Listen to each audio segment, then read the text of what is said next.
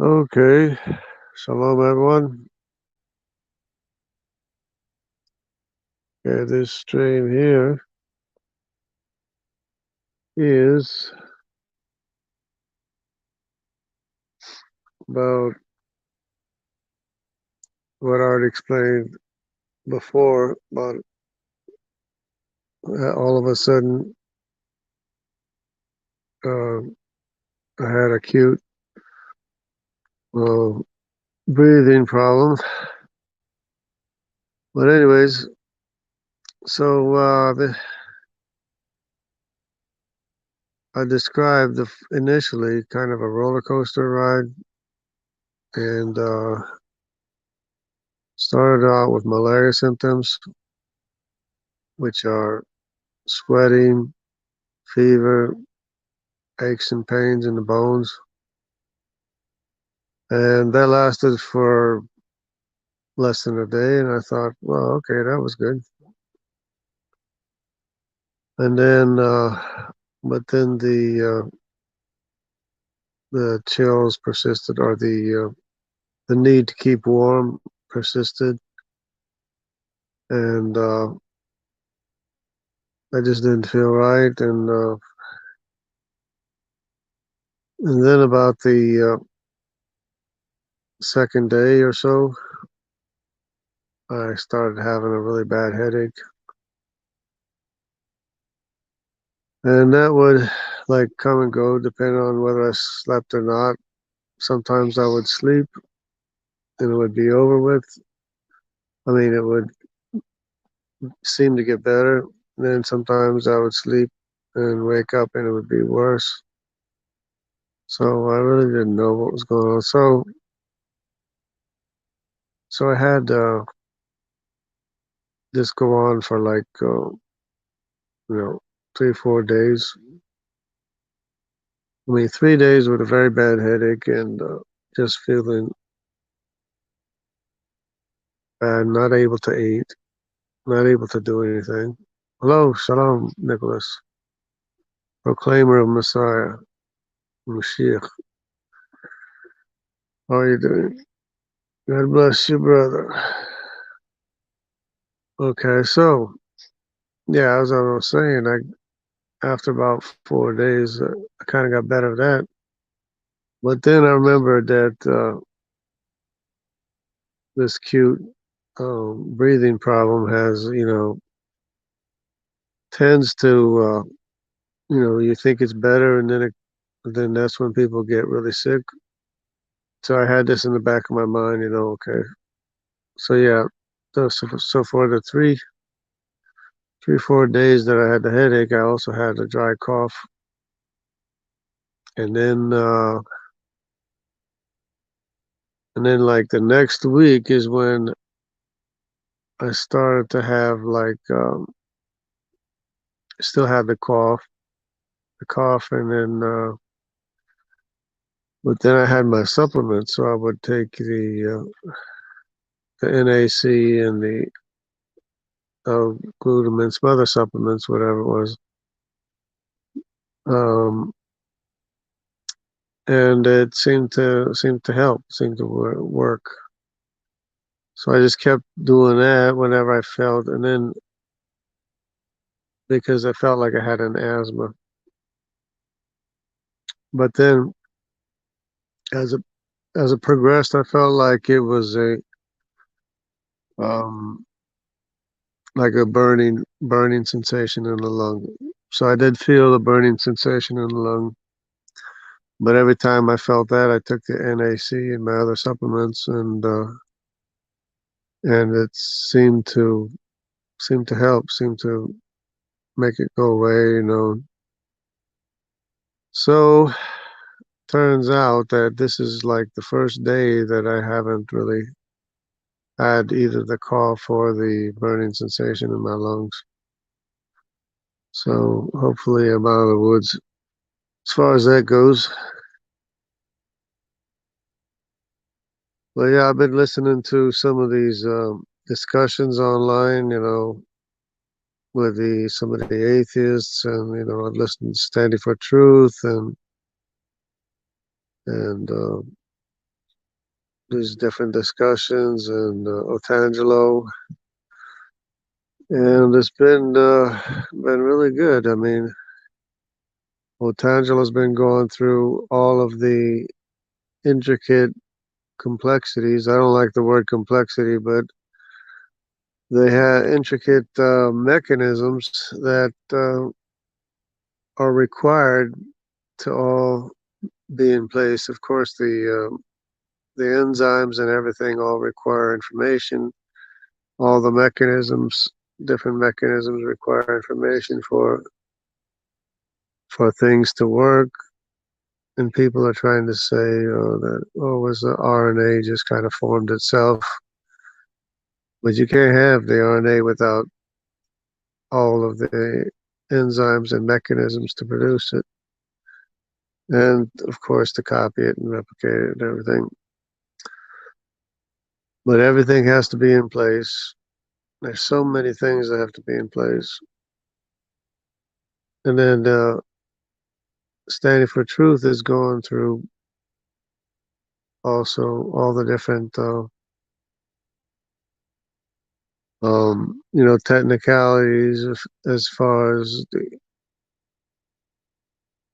the different, mutation rates and everything. Just goes to show, I think I respect a lot Standing for Truth because he's working. He's a hard-working person. He's the first person I've seen that directly counters anything and everything that they throw out on the internet. Of course, I've always known for ages that every claim they ever make is always disproved. But he's the first person I've seen that counters their claims immediately or right away, as soon as possible. So a lot of respect for Standing for Truth for doing that. And of course, he'll debate anybody and everybody whether they know what they're talking about or not.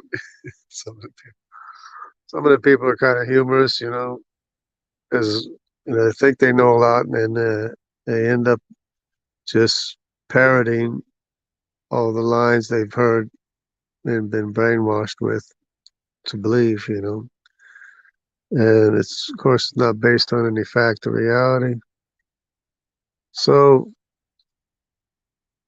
so they're finally realizing apparently that they're going to have to do some more homework and to come up with some more accusations against creation. So what it seems to be, Shalom, Jesus is Lord. What seems to be is that so they're coming up with these new accusations all the time, and because every time they get disproved, they have to come up with something else. So they're working hard trying to find something to pick at with creation. Meanwhile, ignoring all the problems that their worldview has, all the issues that they believe, and so what they'll say we appeal to magic, while themselves they seem to forget that they're appealing to magic too. They're just appealing to nature doing magic, which is even worse because nature didn't even make itself, didn't account for itself, can't account for anything it does because nature was made to be what it is. So they are really, in the dark. Of course, everything is a supernatural origin anyway, which is our position, and their position is that everything is natural, but they can't explain where the natural came from. We understand that contingent things are contingent on other things, and ultimately the contingent things have to be contingent on what is not contingent, because you can't have infinite regress of contingent things without having a cause for everything. But anyways, thought I'd just kind of mess with the I. I'm speaking code now. The I that has its grubby finger into everything, and just see how that goes.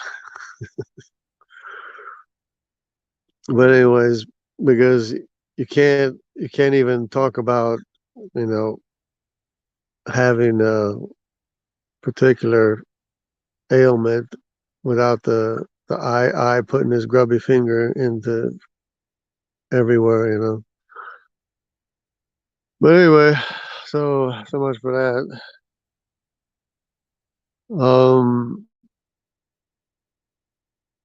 Thanks for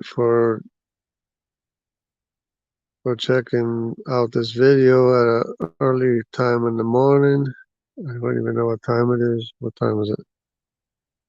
Anyway, oh yeah, I was listening to the videos, and the naturalists, or whatever you want to call them, they really have no place to turn, nowhere to go. Now, I've been trying to say that Standing for Truth is doing a great job. Tangelo is doing a great job. And I've been trying to say that all you have to do is go to the Y chromosome paternal tree and the mtDNA maternal trees. These are genetic distance data that they put into tree form. And it shows that the the FGHIJ did not come from the C. And they need to get the complete data set out there, because they have a Y chromosome tree where they have some E's, not the E3s. So A and a B, C and a D. And it's all one family tree, one paternal family tree. But the reason, apparently, I think what they intended to do first, they intended to go with the A, B, C, D, and E, and try to claim that the rest of the world um, continued to quote unquote evolve from the E. But that's not true. So they put it onto the C, because the C happens to be out all over the world, in the East, Pacific Islands, and Americas, and everything. But the C never went back, or never went to Africa in the first place. Of course, the A and the B and the E didn't come from Africa to begin with. It went to Africa from the Mediterranean area when the families split up and went different directions. But the C, I believe, is actually Nimrod, who is the son of Cush, who is the father of the Cushites, which would be the sub-Saharan Africans, and the other E3 would be Mitzrayim, and the other E3 would be Put for the Phoenicians. Of course, Mitzrayim is Egyptians. The Cushites are the Ethiopians, and the CY chromosome would be descended from the E3 Cushites, because Nimrod is the son of Cush. But he was the great hunter that had his kingdom in the land of Shinar, which is Mesopotamia, early on. And his CY chromosome never went west. It begins in the land of Shinar, Mesopotamia, and goes east all the way through Asia, all the way through the Pacific Islands, all the way to Australia, all the way to the Americas. Hello, Mitchell. Prepare yourself, brother Jungle. Spiritual warfare is coming. Yes, it's always here. Yeah, we always have to be prepared for spiritual warfare and in everything we do, especially when we witness to unbelievers. It is a spiritual warfare. It's a battle. Of course, if you know anything about churches, it might be a battle in churches too, but we're not supposed to be battling in the church. We're supposed to be out in the world bringing the gospel to different people that will hear and believe it, that will be informed by the truth of the gospel. So that's basically the message of the that we have. We have the truth, the absolute truth. But it seems to me the mtDNA maternal line and the Y chromosome paternal line will just disprove first the out of Africa theory outright, and it'll prove the biblical timeline and the crucial important people. Of course, we have Abraham, who is the father of who? Abraham is the father of Israel. You know, the paternal line of Israel, and who else? 7 other tribes, 7 other sons that Abraham had, who are probably the Arabs. So you have the J1 and J2. Now Israel, apparently, since I have been able to identify Israel Indian Native American Indians, it consisted of I believe it's the G or the H, but it might be the G. The which is Semitic. It consists of the J1, the J2, which the Arabs are mostly J1, and the Jewish people are largely or partially J2. But of course, these are just labels. You know, it depends what kind of J1, what kind of J2 you are, I suppose. But it also includes the I1 and the I2. And it includes the TY chromosome, which is not even Semitic, is Japhethite, but seems to be in the Jewish people early on, the TY chromosome, because it seems to be almost exclusively in the Jewish people, the population, exclusively. So we have the TY chromosome, the J1, the J2, the I1, the I2, and I think it's the G. I have to check. It's the G or the H in the American Indian population. So which seems to be, generally speaking, what the Jewish population consists of. I happen to be I1, and I believe that it could be some of the lost tribes of Israel that went to Europe. So, with these simple Y chromosome family trees, that would be the paternal line there with the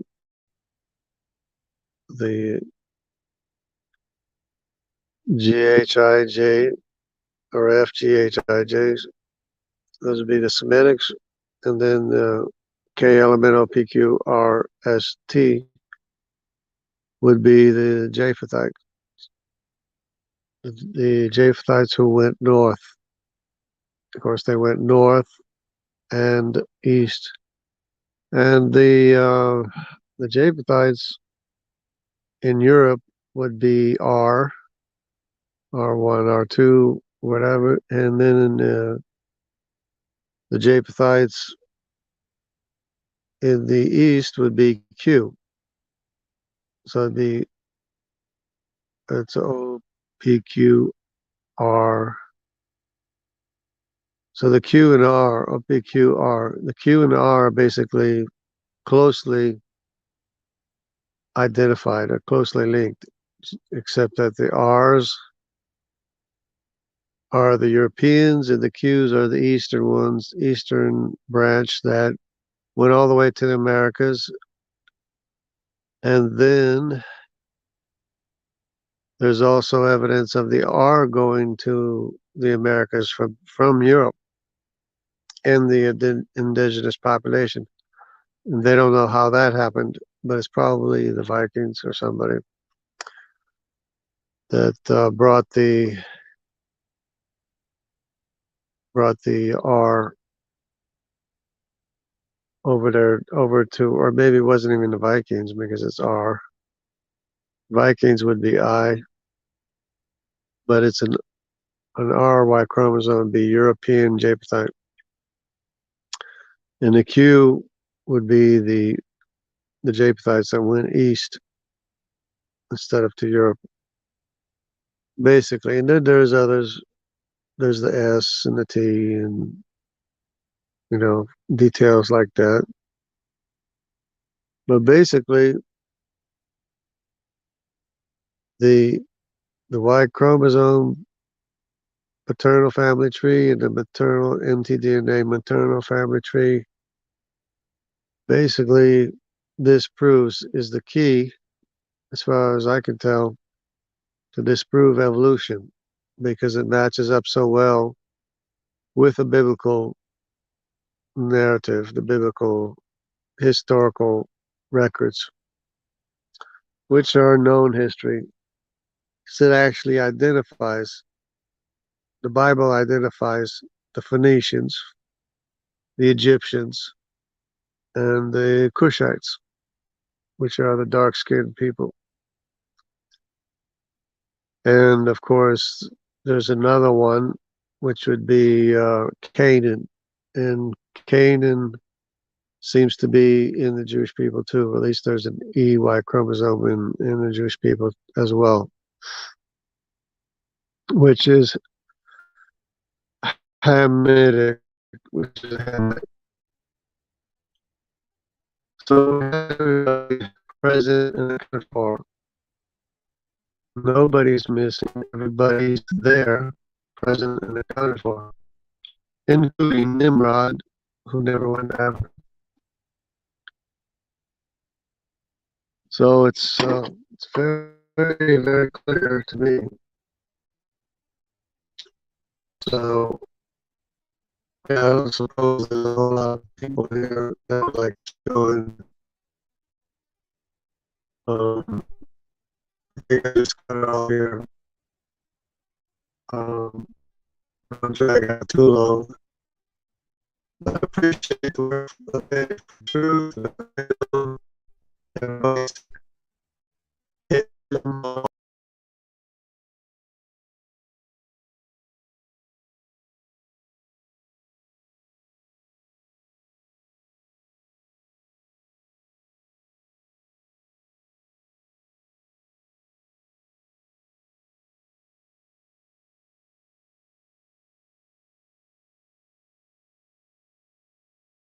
Never left that.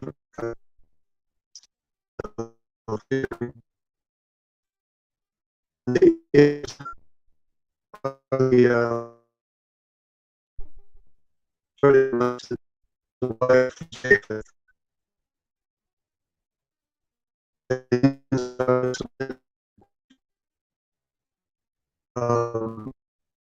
they try to connect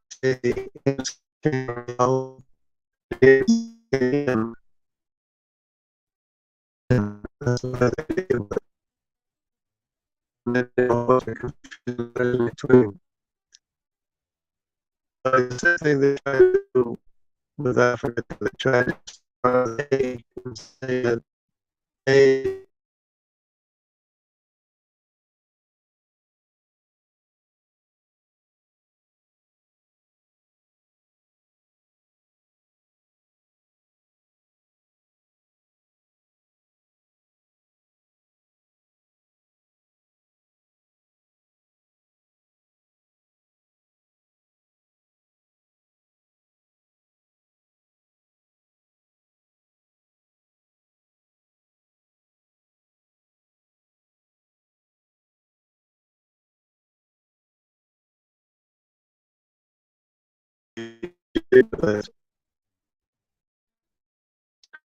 they on their register research showing DNA having both M's and males. So they're trying to verify their errors. I guess they saw a problem. Somebody saw a problem there. They seem to be trying to remedy it. The M's and have no chemistry.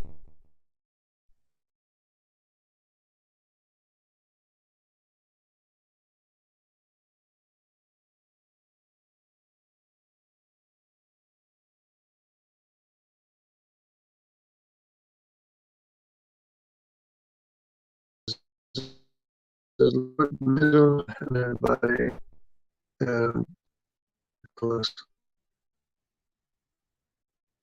Okay, so we're going to cut off here.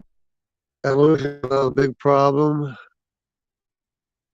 The evolutionists always approved. Their claims are always disproved. And they have to keep going back to the drawing board all the time. But we never have to change our story because our story was right from the beginning.